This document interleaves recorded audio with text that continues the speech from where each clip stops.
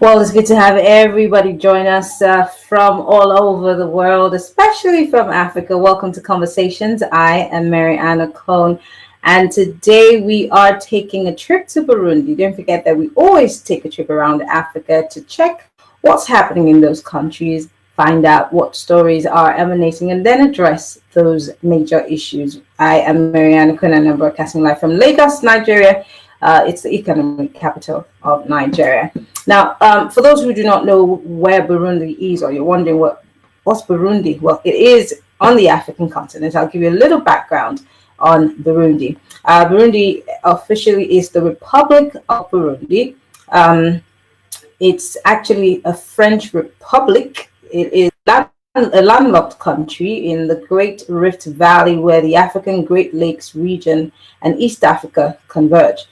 It is bordered by Rwanda to the north, Tanzania to the east and southeast, and the Democratic Republic of Congo to the west.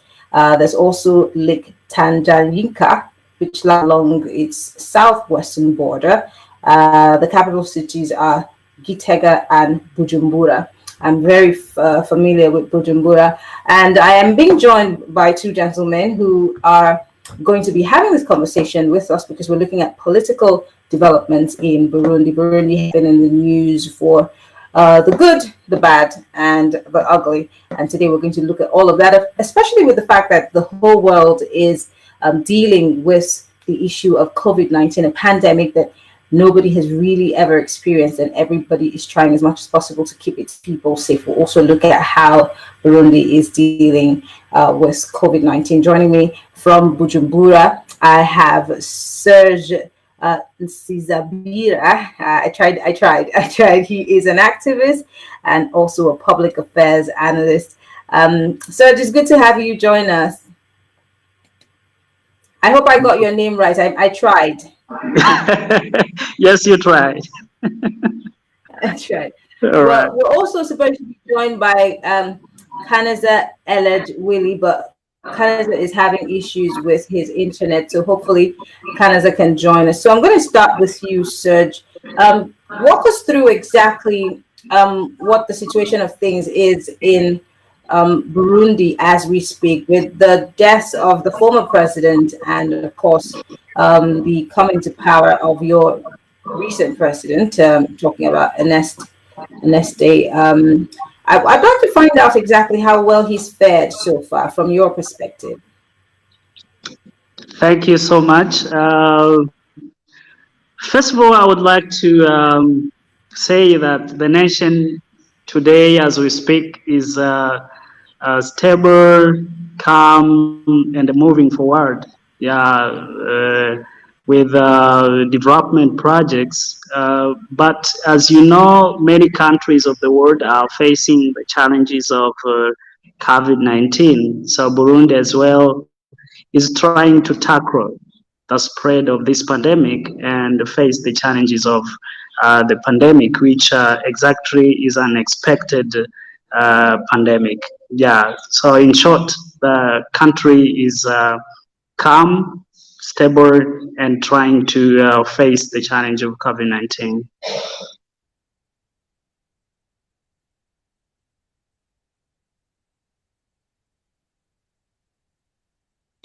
Yeah.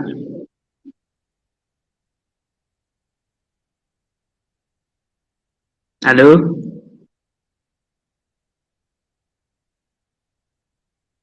So again, maybe I can continue because I see you are not, others are not around. With the new administration, I would say that the new administration started in around August. That is when we have the new government led by His Excellency Evariste Ndayishimiye, the President of Burundi. And first of all, as every new president, he started by building a dynamic team around him, a team that will help him to implement his programs. I can see that what His Excellency and Prime Minister of Burundi are trying to do now is to work gradually since August to make sure they work on a team. They find a very strong team and a dynamic team able to help them to implement the projects that they are to implement. They have promised during the elections. So now a team of men and women have been chosen, and they have uh, they were given opportunity to boost and serve in the new government to try to make sure they develop this country. So the new government, of course, came with many expectations. When you would meet people in August or in July, they would tell you that they are more happier because they expect a lot of things, a lot of change to occur in the country. That is to say that the new government come with hope and expectations. Of course, that former leadership, maybe there are things that the former leadership didn't achieve, and this new one is expected even today to achieve more and more projects to satisfy Let me come in the there. population. Let Yes. me come in there. The reports say that President Evariste Ndayishimiye has continued to consolidate power after replacing President Pierre Nkurunziza in June of last year. Now, despite insinuating that he would bring some form of reforms, people are beginning to double down on their expectations because they have not seen those promises that were made come to fruition. Why do you think that's happening? Because people did say, like you also said, people are expecting a lot from this government. But since June till January 2021, there seems to be a dampening of that hope from the people. Why do you think that is? I think personally that it's early to judge that His Excellency Evariste Ndayishimiye will be able or will not be able, because what he has already achieved since August when he formed the new government, what he have been able to achieve until now is a lot, according to me. Because in 5 months, if, for example, I will give you an example. In international relations, for example, you will see how he has been able to normalize relationships with different countries in the region and international.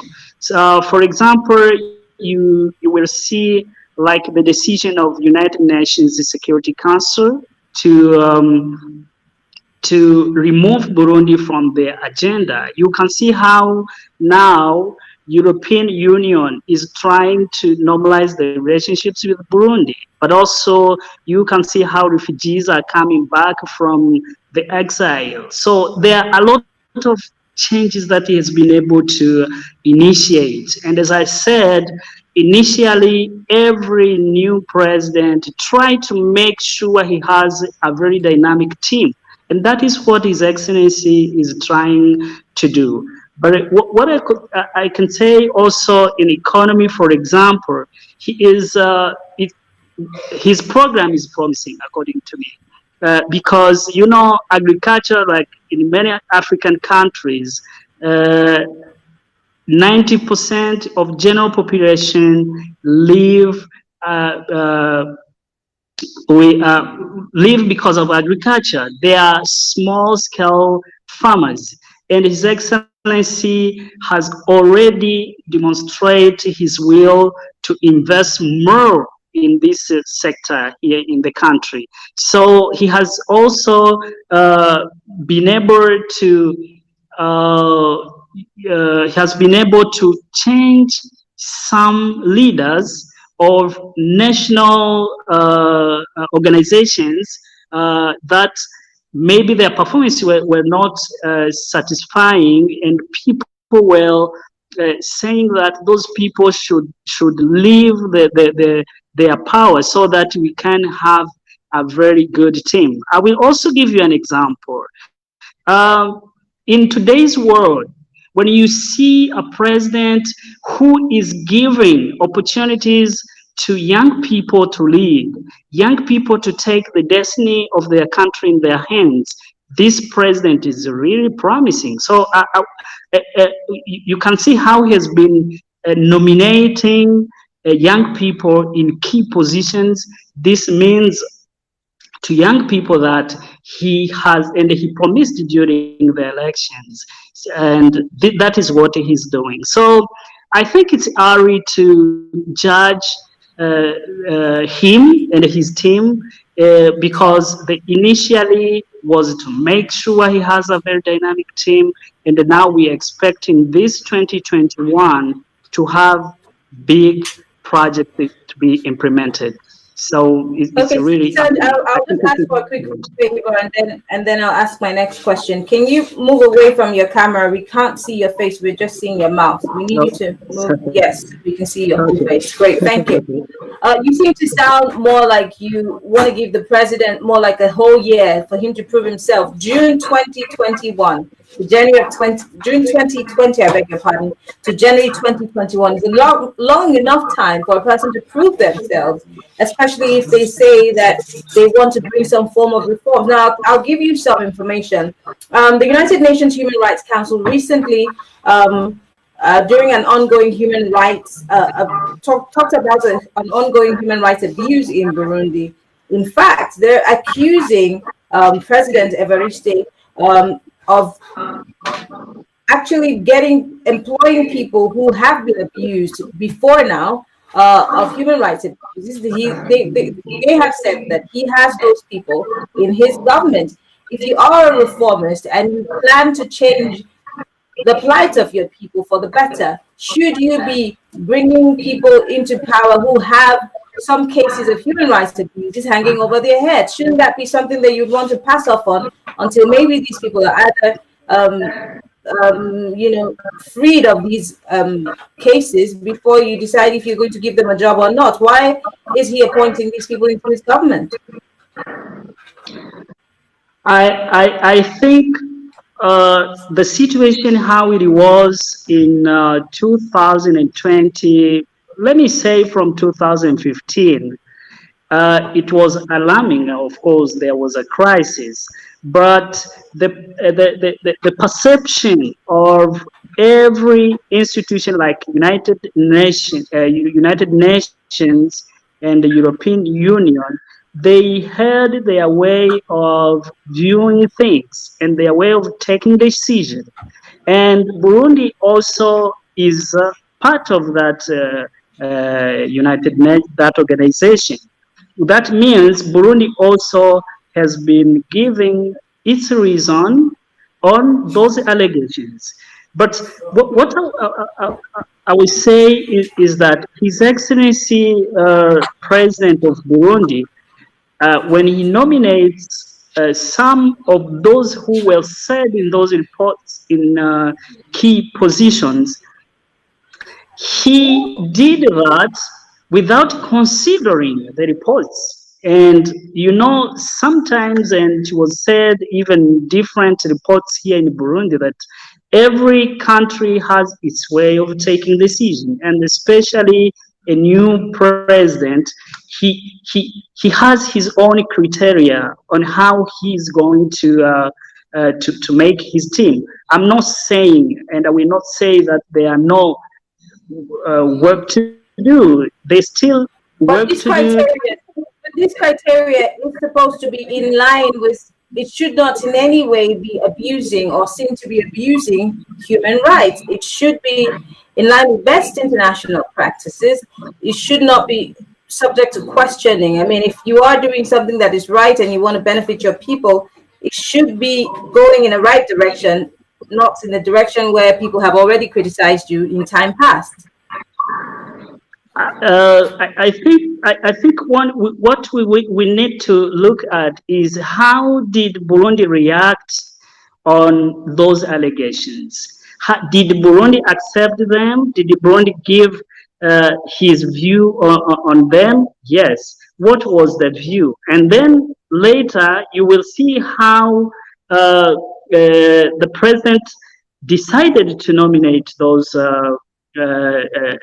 personalities. So I think it is in his responsibility to take a decision and to make a team that he thinks himself that the team will be dynamic and will help him to implement projects. And by the way, when you look at some of those who are said in those posts, some of them are performing well, and normally sanctions are taken in another way, are removed. Like United Nations, the same organization has realized already improvement in different parts of some of what they were saying on the last government. So this is the new government, which also needs to be judged itself from when it starts without going back in the history. I think that is the basis that His Excellency tried to Okay. based on. All Yeah. right, let me bring in our other guest. Unfortunately, he's having problems joining us live here on the platform, so we have him on the phone. Eloj Kaneza is also joining us from Bujumbura. Eloj, you've been following the conversation. You've heard most of what your colleague Serge has said. What's your reaction as to why seven people are criticizing the fact that President Evariste has in his government some people who had been accused earlier on of human rights abuses under the former president? Mm-hmm. Go ahead. Hello? Yeah, we can hear you. Go ahead. But, I didn't follow so much what he said, but what I can say is that for me, it's a like kind of continuity. Everything that she is doing many things, and he's trying his best to keep a Burundi good image, or to renew a Burundi image on international level, even regional. But for those who have been accusing his government to have inside people accused of human rights abuses, human rights violations. The fact is there. We have when we consider what is into UN reports, many UN reports, and the Europeans. International human rights organizations, as well as Burundian ones and the regional ones and the continental ones. We have many authorities that have been in charge of police, have been in charge of intelligence. Now they are in charge of police, and also we have the prime minister, who was also accused as the chief of police. I mean, the minister of security for many years, and but the government has already denying this and saying that all those people saying these are the enemy of the country. They've been paid for some powers, international community, and all those people who are taken or put in the same basket as people who wanted to change regime in 2015. So it's really a fact. Those people have been accused of a lot of human rights abuse and abuse and the violations. Now they are still in charge. But for me, no one can be surprised, because when those people were in charge, Evariste Ndayishimiye, our president today, was the boss of the CNDD-FDD, and it's the CNDD-FDD running the country even today. So he was with them, and yet he can't endorse as a president even, or the chief of the CNDD-FDD. He can't endorse all those errors and the faults and the bad things that are happening. But we can't be surprised seeing him bringing those people into his team, or seeing them joining his team, because it is a CNDD-FDD regime. It's a CNDD-FDD system, and he was the boss of the CNDD-FDD. You know, all of us know he will be replaced this Sunday. So I will not accuse him of having brought these people, because they were with him. So they were members of his party. All right, let's move away from that. Let's talk about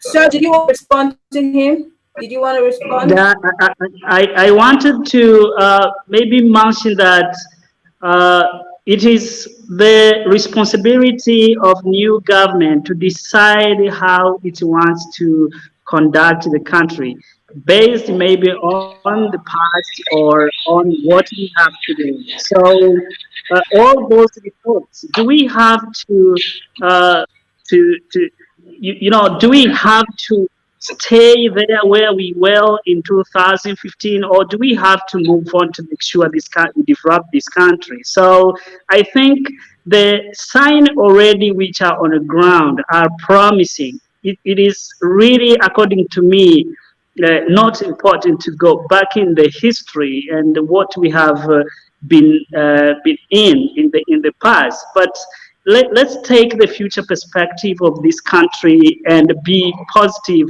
on the team already in place, and give the challenge to the team which is in place, and make sure we support them, but also we analyze and criticize positively what they are doing now without basing ourselves on past. All right. I want to come in there too. Let's talk about this. I don't want to drag the issue, but you cannot you cannot move on to the future if you do not consider the wrongs that you made in the past, so that you can right them for the future to be better. But anyway, let's talk about the growing humanitarian crisis in the country. And people are saying that this is as a result of the narrow political space and the refusal to create an inclusive political environment. This may have also again caused the UN to have its eyes on Burundi. Do you think that maybe right now there is a level playing field, and every single politician in different political parties can say that there is a fair playing field for everyone? On that question, I would say that there is more work to do with that. There is more work to do. Politics in Africa has no standard measure. In many countries, you will find that the way politics is game, I may say that the way politics is played are different to what we see abroad or in any other country. So the structure which is here, I can't say that it's really fair to everyone, but still, as I said, there is a development. I would give you an example on the ground. Last time, His Excellency the President met all political parties, leaders of this country. It was this January, I think 2 weeks ago. And this was a very good sign, actually. So that is why I said we are at the beginning. We are yet to to see the real image of this administration, and what we are seeing are promising. Yeah. Let's move on to health issues. COVID-19, as I said. Oh, you'd like to I comment? would like to make a comment. Yeah. Aloj, go ahead. On this point, for me, I think all is about propaganda and the communication.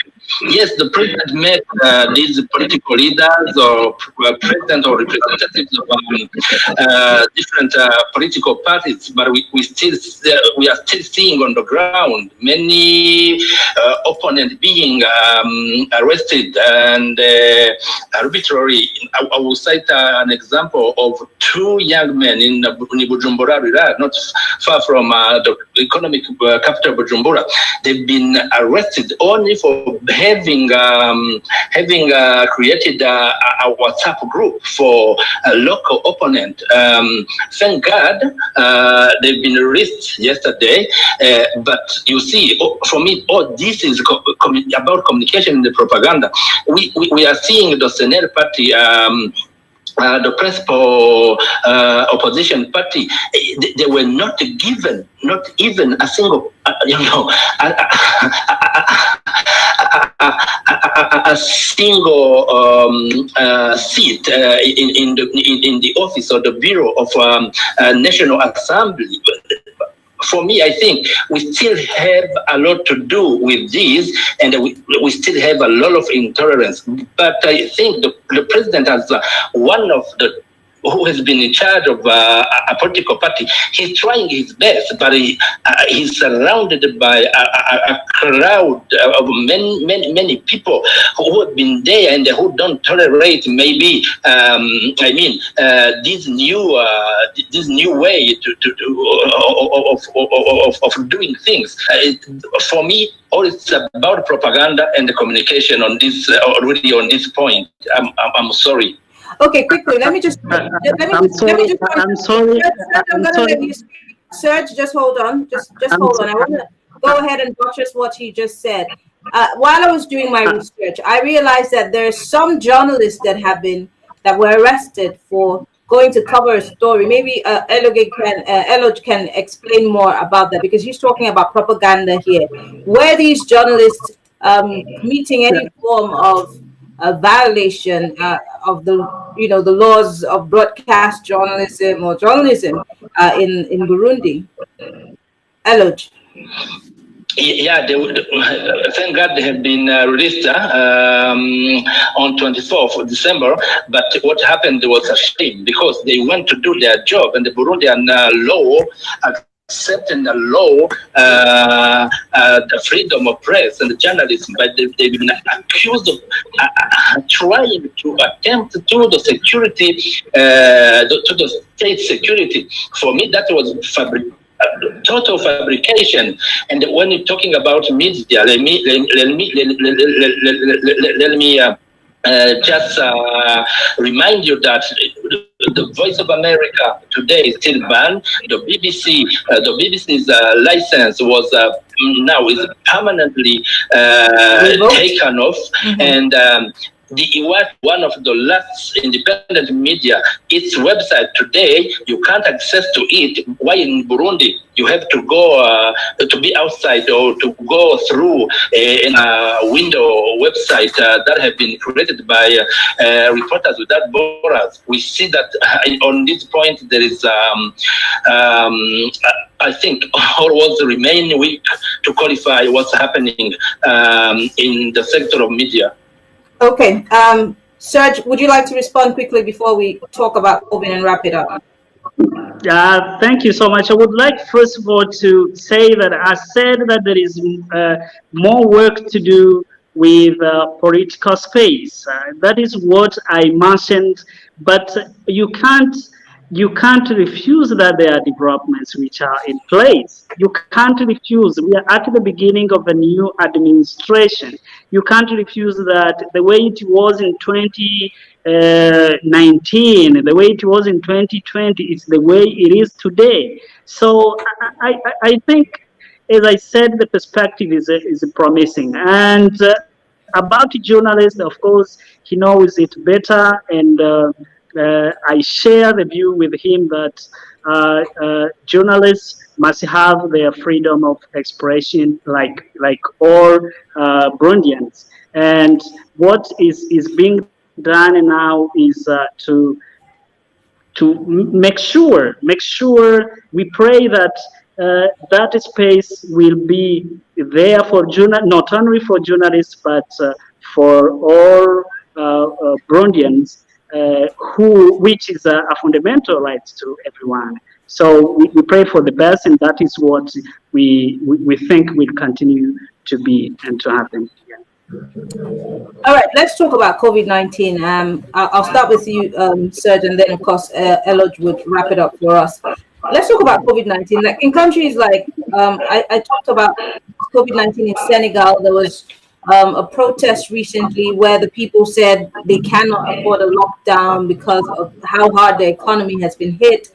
Burkina Faso is facing a food and water crisis, etc., etc. How is Burkina Faso dealing with the humanitarian crisis they have on the one hand, and dealing with a health crisis, which is a pandemic that's ravaging the whole world? How is it? How are they handling it? Thank you so much for that question. With this unexpected pandemic COVID-19, every country, not only in Africa, but also Europe, US, Australia, everywhere, each country has its way of dealing with the pandemic. Here in Burundi, the pandemic, of course, there are some decisions and measures that are being taken by the in-charge Ministry of Health, but also a special commission to tackle the COVID-19 pandemic. And I will say that this is the way the government have chosen to face this COVID-19. And according to what we are seeing here, activities are proceeding like always, but we need to take precautions. We are asking you to take precautions. For example, for public transport, we need to wear masks. When we go to, we are not really, we are advised. We are advised not to go to crowds, but also they are everywhere washing hands, kits, to make sure people are taking precautions. But this is the way the country have decided to tackle this pandemic, and the situation which is here is like this. Yeah. Okay, Elodge, finally, how do you think the country is dealing with COVID? Is it doing its best, and how is on this point? Yeah. Frankly, on this point, I think President Evariste Ndayishimiye is doing a great job to contain and also sensibilize Burundians and the fight against this pandemic of COVID-19. We know that he did inherit a very bad situation when it comes to COVID-19 because the former administration was denying it. Even we have even people, community group of just seeing that COVID-19 can't come to Burundi, and many officials,